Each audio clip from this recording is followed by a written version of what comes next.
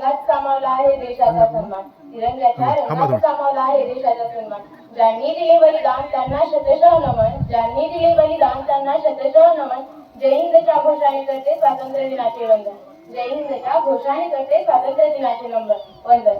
आदरणीय व्यासपीठावरील मान्यवर, उपस्थित पालकवर्ग आणि माझ्या प्रिय बालमित्र मैत्रिणींनो, आपल्या सर्वांना स्वातंत्र्य दिनाच्या हार्दिक शुभेच्छा.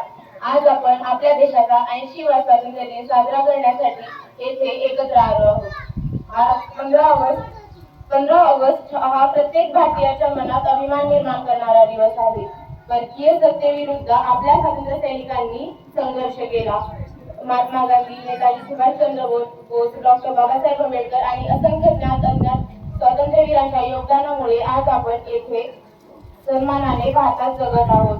आजचा भारत विज्ञान, तंत्रज्ञान, शेती, शिक्षण, अंतराळ संशोधन अशा अनेक क्षेत्रात प्रगती करत आहे. आजचा तरुण भारताची सर्वात मोठी ताकद आहे.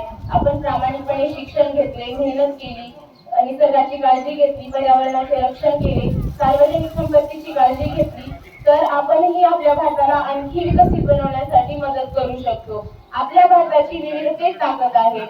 आपले वेगवेगळे धर्म, भाषा, परंपरा अशा असूनही आपण सर्वप्रथम भारतीय आहोत. म्हणूनच परस्परांमध्ये सन्मान, एकता असणे आवश्यक आहे. चला तर या स्वातंत्र्य दिनाच्या निमित्ताने एक संकल्प करूया. निसर्गाचे रक्षण करू, संविधानाचा आदर करू. निसर्गाचे रक्षण करू, संविधानाचा आदर करू, प्रामाणिकपणे शिक्षण घेऊ.